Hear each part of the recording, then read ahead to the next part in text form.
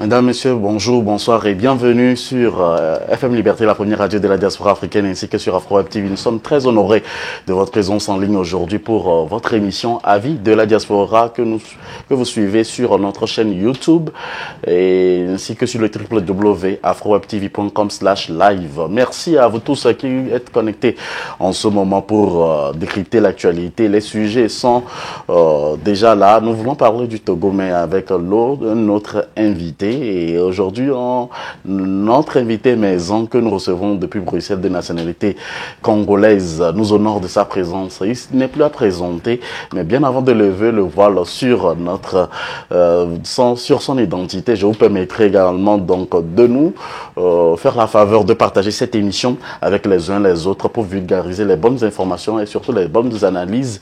Vous pouvez vous aussi participer à cette émission en composant le +1 319 462 89 79.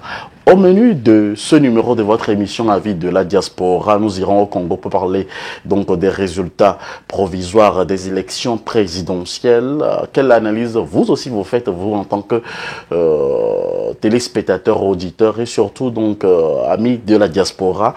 Vous pouvez vous aussi contribuer à ce débat.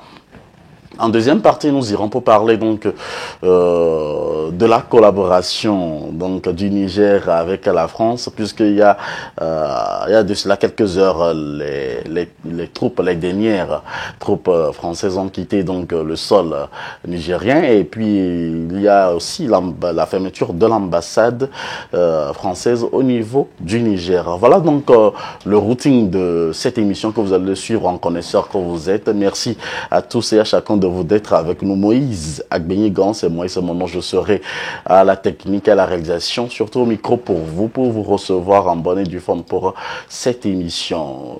Je l'ai dit en début d'émission, nous recevons aujourd'hui donc professeur Pinipini, consultant, docteur en politique et enseignant dans les universités à la diaspora.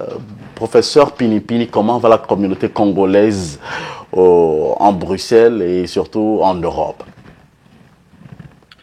Ben, la communauté, la nombreuse diaspora congolaise en Europe en général se porte bien. C'est une diaspora qui est très dynamique, qui a énormément contribué pour les changements politiques qui s'opèrent au Congo et qui continue à le faire. Il est à noter que les membres de la diaspora congolaise, ici en Belgique, mais ailleurs, en France aussi, même aux États-Unis ou au Canada, sont allés nombreux postuler au Congo pour être animateurs politiques des institutions à venir. Donc, c'est pour dire que je crois qu'il y a même un pourcentage important de candidats potentiels, non pas des candidats, mais des dirigeants potentiels qui viendraient de la diaspora. C'est pour dire qu'elle se porte bien, elle est très dynamique et elle est très engagée pour la cause du Congo. Professeur Pinipini, avant de rentrer dans le vif du sujet d'aujourd'hui, je voudrais donc vous demander, si on vous demandait par exemple en tant qu'intellectuel de la diaspora de faire un bilan pour l'année 2023 qui dans quelques jours s'achèvera, que direz-vous, vous en tant qu'écrivain, en tant que personne ressource congolaise à la diaspora? Il faut dire que d'une façon générale, le bilan de la diaspora pour cette année 2023, il est largement positif au vu de ce qui se passe en Afrique, parce que la diaspora africaine est très, très engagée pour que les changements positifs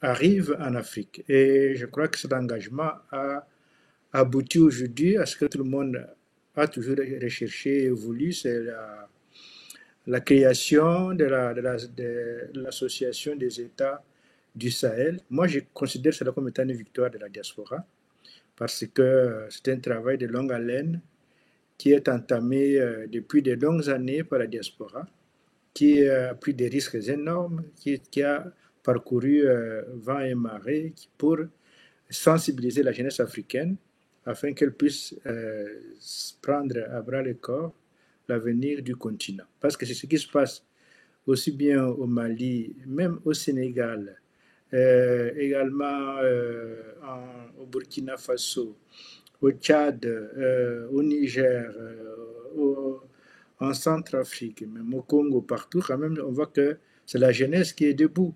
C'est la jeunesse qui mène un peu la barque. Et cette jeunesse qui mène la barque, c'est une jeunesse qui est formée et qui est informée, qui a été mobilisée, sensibilisée par la diaspora africaine. Donc moi, je félicite beaucoup la diaspora africaine pour ce travail extraordinaire qu'elle a réalisé. Et je trouve que l'année 2023 est une année vraiment porteuse de ce point de vue-là. Merci, professeur. Nous abordons maintenant donc la première partie de cette émission qui concerne dans votre pays, le Congo. Les premières tendances des résultats des élections générales on les connaît désormais. Et alors que le vote se poursuivait il y a de cela également quelques jours, et on connaît aujourd'hui que le président Tshisekedi vient de remporter, d'après donc la commission électorale indépendante, les élections donc au Congo. Et dans ce même temps, on constate également que une coalition, donc une partie de l'opposition, a tenu une conférence de presse pour exprimer donc leur désarroi et surtout demander l'annulation donc de ces élections. Quelles sont les analyses que vous faites par rapport à cette situation qui prévaut dans votre pays, le Congo? Oui, d'abord, une première chose qu'il faudra dire, c'est que les estimations qui ont été publiées concernent uniquement les votes qui se sont passés au niveau de la diaspora, dans 5 pays qui avaient été répertoriés par la CENI comme étant des pays étrangers pilotes en vue de l'intégration entière de toute la diaspora aux prochaines séances électorales. Donc pour cette fois ici, c'était la Belgique, la France, l'Afrique du Sud, les États-Unis d'Amérique et le Canada.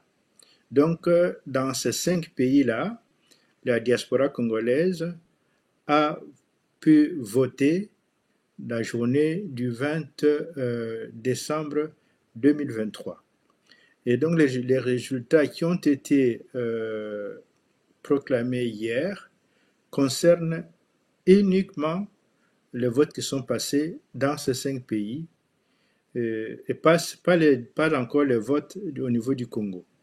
Parce que comme vous l'avez dit, les votes au niveau du Congo ont duré 2 jours, le 20 et le 21, parce que le 20, les votes n'étaient pas terminés, parce que beaucoup de centres, parce qu'il faut savoir qu'il y a eu 76 000 centres de vote pour tout le Congo, ce qui était un challenge énorme, pour 100 000 candidats qui concouraient à ces élections. Donc, c'est pour cela que ça n'a pas été facile, ça n'a pas été simple d'organiser ces élections-là. La CENI s'est quand même démenée. Il faut savoir que la CENI a été mise en place non pas en 2019, mais seulement en 2021, je pense. Donc, on n'a pas eu énormément de temps pour se mettre en place, pour organiser l'élection comme il fallait, mais là, quand même fait. Les élections ont été organisées à temps. Des équipements aussi ont été acheminés un peu partout. Moi, ce qui m'a réjoui, c'est que les listes électorales ont été affichées.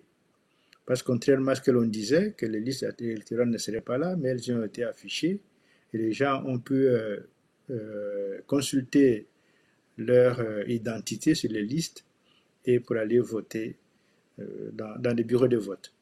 Donc ça s'est étalé sur 2 jours, le 20 et le 21. Par conséquent, les premières tendances de ces votes-là au niveau du pays ne sont pas encore connues. Ce qui est connu, c'est simplement les tendances au niveau de la diaspora. Alors au niveau de la diaspora, il faut dire que l'équipe du président Tshisekedi, c'est une équipe de campagne, a battu campagne dans tous ces pays.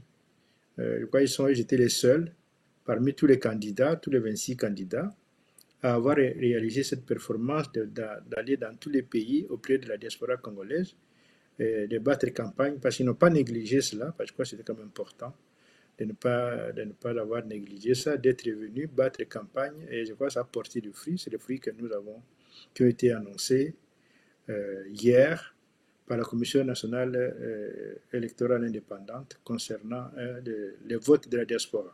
Donc le président Tshisekedi, le président sortant, il est sorti aussi gagnant de ces élections au niveau de la diaspora avec un score quand même important. On parle de 87%, ce qui est quand même énorme par rapport aux autres. Voilà, donc c'est ça que je peux dire sur ces volets-là.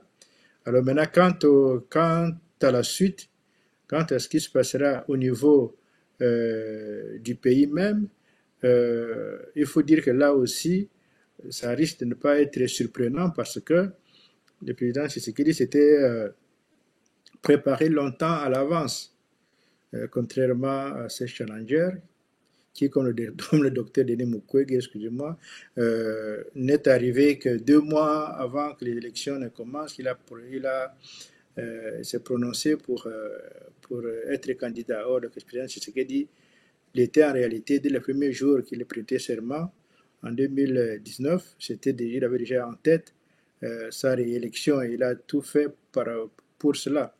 Tous ces gestes et faits ont été en vue de cette réélection et surtout, il s'est constitué une véritable machine de guerre, là, une machine de campagne au niveau de ce qu'il a nommé lui-même l'Union sacrée, qui est un regroupement de multiples partis et de multiples personnalités qui se sont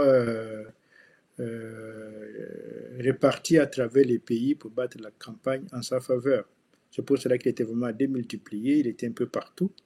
Sa présence personnelle n'était pas aussi importante que ça parce que, quels que soient les lieux, la campagne était battue en son nom par cette union sacrée qu'il a formée. Alors, je veux dire qu'à ce niveau-là aussi, oui. Terminé. Je veux dire qu'à ce niveau-là aussi, on risque de ne pas être tellement surpris parce que le travail, il a fait un travail gigantesque pour ces élections. Donc, je veux dire que, bon, on attendra, mais je pense que la tendance ne devra pas être différente de ce qui s'est déjà manifesté au niveau de la diaspora. Alors, professeur, qu'est-ce qui a joué en faveur donc du président Tshisekedi et en défaveur des opposants? Et puisque c'est pas encore les résultats définitifs, ils ont toujours l'occasion donc de faire rappel et d'aller à la Cour constitutionnelle, d'apporter les preuves pour pouvoir contrecarrer donc ce deuxième mandat donc du président Tshisekedi. Oui, il faut dire que c'est ce qui l'handicap de ce qu'on appelle l'opposition, dont les autres challengers, a été de ce qui a aussi manqué depuis 2018, c'est l'unité de l'opposition. Il faut dire que le président Tshisekedi était arrivé comme avait été élu sur le fil, parce que là aussi ils allaient un peu diviser, mais lui s'est vite rapproché de l'ancienne majorité pour être pris en charge par elle avant de la dévancer pour rester seul maître à bord. Donc, alors l'opposition qui est restée de l'autre côté a continué dans la dispersion, dans le désordre, dans la division, et n'a pas pu profiter du fait que le président Tshisekedi avait sauté de leur bateau pour aller rejoindre de l'autre côté, pour rester unis et aussi être une force en face de cette autre force qui se mettait en place là-bas. Donc c'est comme ça que cette dispersion, ce manque de cohésion, ce manque d'unité, ça a été fatal parce que finalement ils sont allés à plusieurs contre lui. Alors lui, de l'autre côté, ceux avec qui il avait été, ceux des FCC, de l'ancien président Kabila, de l'autre côté, il n'y a pas eu de concurrents. À vrai dire, ils ont laissé la voie libre. Alors, c'est ce côté ici, eux n'ont pas eu la clairvoyance pour qu'il y ait qu'une seule. C'est aussi difficile parce que De leur côté, déjà, il y avait des fissures aussi parce que quelques-uns qui étaient avec eux avaient aussi rejoint le bateau que menait désormais le président Tshisekedi. C'est ainsi que Jean-Pierre Bemba, avec son mouvement, Moïse Katumbi, avec les siens, avait rejoint le président Tshisekedi en 2021. On travaillait avec lui, Jean-Pierre Bemba jusqu'aujourd'hui travaille avec lui, tandis que Moïse Katumbi est resté 2 ans avec lui avant de quitter de nouveau pour aller en cavalier seul. Mais donc, vous voyez que ça montrait qu'il y avait des limites déjà par rapport à lui, d'être partout et nulle part, parce que tu es ici avec celui-ci, demain tu es de l'autre côté, après tout. Donc c'est l'inconstance. Quand on est comme ça inconstant, comment voulez-vous qu'il y ait des résultats probants? Alors quant aux autres, Martin Fayulu est resté malheureusement seul sur son bateau, parce que tout le monde l'a quitté, ce qui faisait sa faiblesse. En restant seul, ça devenait compliqué, d'autant que le président Tshisekedi avait un monde autour de lui, un monde important. Alors pour lui faire face, il fallait aussi réunir un monde également important. Si tu ne pouvais compter que sur tes propres forces, ça serait difficile de débattre contre quelqu'un qui a multiplié ses forces presque à l'infini. Donc c'était des forces inégales de ce côté-là aussi. En ce qui concerne Denis Mukwege, que j'ai déjà parlé ici, lui, il s'est jamais montré compétiteur dès le départ. Il n'a attendu que 2 mois avant le début des élections, en réalité, à vrai dire, pour annoncer sa candidature. Et il n'a jamais été au Congo, en réalité, n'a jamais était partout au Congo pour expliquer aux Congolais les bienfaits de sa candidature. Il a simplement annoncé une candidature, mais ça que les gens sachent pourquoi cette candidature. Et voilà. Donc c'est comme ça que, à cause de tous ces paramètres-là, tous ces handicaps, qui a fait que l'opposition en réalité partait en ordre dispersé, partait perdant. Or, là, on voit que c'est maintenant, après les élections, qu'ils veulent se réunir. Mais c'est trop tard, il fallait se réunir avant. Maintenant, si on se réunit pour protester, c'est une réunion qui n'a pas beaucoup de sens parce qu'on a été chacun de son côté. Pourquoi maintenant, pour contester, il faut se réunir? Chacun devrait aussi être contesté soi-même. Donc voilà un peu comme ça. Oui, professeur, voulez-vous dire que le fait d'aller en rang dispersé aux élections présidentielles, disons, face au président actuel, disons, président sortant, Félix Tshisekedi, constitue aussi des conséquences néfastes sur la défaite donc, de l'opposition congolaise en ce moment? Et quel est l'avenir, au fait, de politique, l'avenir politique donc, du Congo dans ce cas d'espèce? Bon, maintenant, l'avenir politique du Congo dépend de l'équipe du président Tshisekedi parce que c'est eux qui mènent la barque. C'est à eux à indiquer la bonne direction pour le Congo. Le Congo a plusieurs défis. Le plus grand défi au Congo, c'est le défi sécuritaire parce que le Congo est attaqué par le Rwanda notamment à travers différents groupes armés qu'il injecte régulièrement sur le Congo. Donc ça, c'est un défi qu'il faudra relever. Il faudra mettre fin à cela. Donc le président Tshisekedi devra trouver maintenant quels sont les leviers sur lesquels il devra s'appuyer pour désarmer le Rwanda. Parce que le problème, il est là. Le Rwanda est trop armé. Le Rwanda est armé et s'arme contre le Congo. Ne s'arme pas pour autre chose, mais c'est contre le Congo. Y compris maintenant son alliance avec la Grande-Bretagne pour être comme le dépotoir de ces pays en Afrique. Donc ça, c'est un grand défi, le défi sécuritaire. Il est là. Mais il y a aussi l'autre défi, c'est que la jeunesse congolaise, notamment la jeunesse qui va, disons même de l'âge de 10 à 15 ans, elle est totalement désœuvrée et cette jeunesse, elle est entraînée contre elle-même parce que c'est une jeunesse qui est devenue très très violente. C'est vrai que ça c'est un autre défi auquel il faudra s'attendre, il faudra s'attaquer. Il faudra que la jeunesse revienne à la maison auprès de ses parents. Donc, parce que les parents ont démissionné du fait qu'ils n'ont pas du travail, ils ne trouvent pas du travail, ils ne trouvent pas de l'argent pour faire vivre leur famille. Comme ça, ils abandonnent les enfants dans la rue et les enfants deviennent donc cette bombe-là qui attaque attaque la société, qui s'auto-attaque.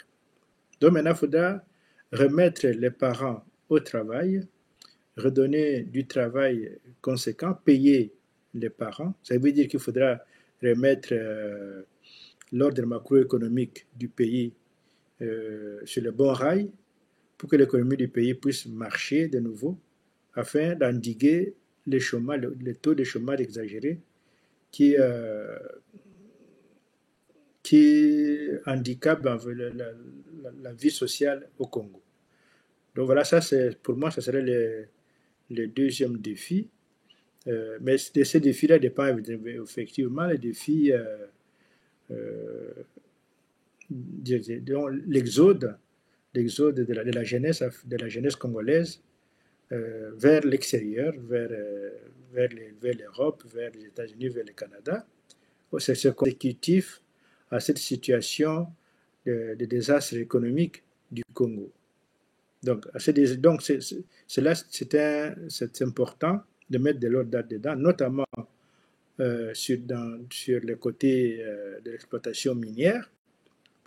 Tout le monde sait que le Congo a énormément de richesses minières, mais ce sont des richesses minières qui sont exploitées contre le Congo par des entreprises étrangères qui n'investissent pas grand-chose au Congo, qui ne viennent là que prendre les matières premières brutes et qui les amènent dans leur propre pays, où ils vont les transformer et les vendre à des prix-values, s'enrichissent donc sur le dos du Congo. Donc il faudrait maintenant que le Congo puisse mettre de l'ordre avec ses entreprises pour pouvoir créer les siennes propres, exploiter elle-même la société congolaise ou le gouvernement congolais lui-même, exploiter ses richesses, les transformer et pour vendre les produits finis afin d'avoir des dividendes pour pouvoir développer les pays. Alors, donc, c'était aussi, oui, oui, allez terminer en 10 secondes, puisqu'il y a d'autres questions derrière. C'est aussi un défi important, celui-là, qui attend le président Tshisekedi. Il y a donc les défis sécuritaires, les défis socio-économiques, c'est-à-dire les défis de richesses minières, en fait, pas vraiment particulièrement celui-là, et les défis, elle est terminée par là, les défis monétaires, parce qu'au Congo, il y a deux monnaies en concurrence. Il y a le franc congolais et il y a le dollar américain, qui est utilisé comme vraiment une monnaie congolaise. Je crois que c'est le seul pays au monde où il y a comme ça deux monnaies en concurrence. Or, deux monnaies en concurrence, dont l'une est une monnaie totalement étrangère sur laquelle le gouvernement n'a aucune emprise, mais ça détruit la monnaie locale, ça détruit donc le mode d'économie locale. Donc, il faudra trouver une solution par rapport à cette monnaie américaine tueuse de la monnaie congolaise. Est-ce que le président Tshisekedi, lorsqu'il sera proclamé par la Cour constitutionnelle dans quelques jours, disons avant la fin de cette année, pourra faire une ouverture pour travailler si jamais, par exemple, l'opposition n'apporte pas ou ne réussit pas à apporter des preuves pour le contrecarrer, à être président pour son second mandat? Est-ce qu'il aura le flair donc de les appeler en tant que Congolais aussi pour une union, pour que le Congo puisse espérer encore un futur ou un lendemain meilleur, professeur Pilimpili? Moi, je le souhaite et j'en appelle à cela depuis déjà des semaines que je le dis.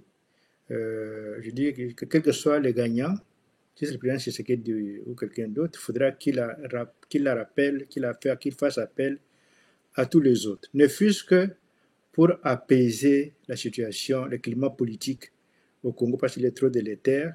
C'est eux-mêmes, justement, et du fait que les acteurs politiques actuels, notamment le président Tshisekedi, Moïse Katumbi, Martin Fayulu, ce sont eux qui ont fragilisé la société congolaise en la divisant parce qu'ils sont revenus divisés. Donc il fallait que face à eux, que chacun puisse se positionner soit pour ou soit contre. Donc c'est ça qui a divisé la société congolaise. Maintenant, il leur appartient à eux trois surtout, d'autant que Jean-Pierre Bemba est avec le président Tshisekedi et puis Vital Kamerhe également.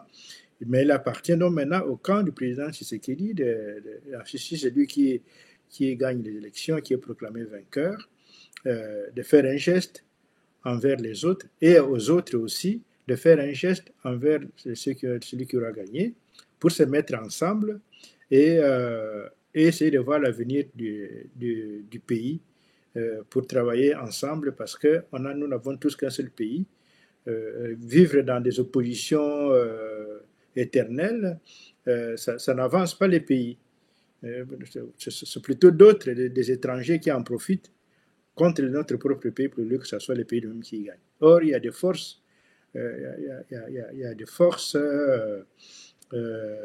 qui sont de tous côtés, peuvent être des forces bien heureuses pour amener les pays vers des lendemains meilleurs. Et notamment, surtout que chacun des candidats a des équipes dynamiques. Ces équipes-là, mises ensemble, vont certainement propulser les pays assez rapidement vers ce que tout le monde attend, vers des lendemains qui seront des lendemains qui vont remettre de l'ordre et de l'espoir au niveau du pays. Moi, en tout cas, j'en appelle à cela. J'appelle à cette union-là. Je demande d'ailleurs qu'il y ait une tournée inter-congolaise, une tournée à l'intérieur du pays, de tous avec les gagnants, mais donc de tous les perdants qui le voudront avec les gagnants, pour le présenter au niveau à la population congolaise et demander à la population congolaise de rester maintenant unie et de ne pas la disperser, vouloir toujours qu'il y ait encore des morts et des morts au niveau de la jeunesse. Donc moi, vraiment, j'en appelle à cela. Je réitère mon appel, je l'ai déjà annoncé sur plusieurs médias, je le réitère ici, et pas simplement pour le Congo, mais même pour les autres pays africains également, que ce soit surtout le Cameroun, ou bien le Centrafrique, ou bien le Tchad. Enfin, le Tchad, ils ont déjà commencé, mais je crois qu'il est vraiment temps qu'on se mette ensemble pour construire les pays. Au Cameroun, le président Paul Biya, comme il est quand même assez âgé, pourrait quand même retrouver son frère ou son jeune frère Maurice Kamto et se mettre ensemble pour que Maurice Kamto, avec l'équipe du président Paul Biya, fasse aussi le tour du Cameroun et appeler à l'apaisement. Pourquoi vouloir que ces pays-là puissent se déchirer, s'entre-déchirer, les gens puissent s'entretuer, alors que c'est notre pays, c'est le pays de tout le monde. Il n'y a pas, personne ne doit se sentir exclu. Donc, mon appel pour l'unité au Congo est le même pour tous les pays, pour tous les autres pays africains. Alors, nous sommes presque à la fin de cette première partie, mais je voudrais poser une question très fondamentale dans les pays africains. On constate aujourd'hui qu'il y a toujours des péripéties, des difficultés en matière d'organisation, malgré que les différentes commissions électorales indépendantes rassurent les populations et surtout aussi la diaspora concernant donc la fiabilité et l'intégrité donc de ces élections qui sont organisées de part et d'autre. Mais sur les terrains, le constat est un peu amer. Alors, que ferons-nous, disons, peuple africain, pour améliorer les conditions d'organisation des élections dans nos pays africains, professeur Pinipini? Il faut savoir que les élections présentes au Congo ont coûté 1,1 milliard de dollars. Vous imaginez. Les élections passées, c'était déjà 800 millions de dollars. Mis ensemble, nous ne sommes pas loin de 2 milliards de dollars pour l'organisation des élections donc en 10 ans. Ça fait beaucoup. Donc c'est pour cela que la première chose à faire pour moi, c'est d'abord d'essayer, quand on voit la conjoncture dans laquelle se traversent les pays, il faudra rabaisser cela, rabaisser ce montant pour que vraiment qu'il puisse être au minimum, mais en faisant un travail excellent. Je m'explique. Le coût, ce coût-là élevé vient du fait que le matériel utilisé, notamment les machines à voter, viennent de l'étranger toutes, y compris les bulletins de vote. Ce sont les deux éléments qui sont utilisés pour ce vote. Tous ces deux éléments viennent de l'étranger. Donc, il faudra qu'on puisse trouver des moyens, des possibilités pour que ça se fasse, ces deux instruments de vote puissent être fabriqués au niveau du pays lui-même. Ça va ramener, ça va réduire le coût. Et quoi, tout le monde peut faire la même chose au niveau de tous les pays africains. Donc, cela veut dire quoi? Ça veut dire que chacun, le gouvernement, mais également les commissions nationales électorales doivent être conscients que c'est l'avenir de nos pays qui se joue ainsi. C'est-à-dire, quand on parle de l'avenir de nos pays, c'est-à-dire l'avenir de la jeunesse qui se joue ainsi. Nos jeunes, ceux qui vivent là et ceux qui vont naître, il faudrait qu'ils trouvent quand même des pays dans lesquels ils vont vivre sereinement. Et ça dépend de nous aujourd'hui. Donc, nous ne pouvons pas nous amuser aujourd'hui à faire ce que nous voulons pour nous maintenir simplement au pouvoir. Tant pis pour les jeunes, tant pis pour la jeunesse, tant pis pour l'avenir du pays. Ce n'est pas normal. Donc les élections doivent être des élections pour l'avenir du pays et non pas des élections pour s'asseoir pour soi-même, pour son propre ventre, pour sa propre famille. Ça, ce n'est pas normal et ce n'est pas sérieux. C'est vraiment tirer toute l'Afrique en bas. Et c'est là personne ne peut pas se le permettre.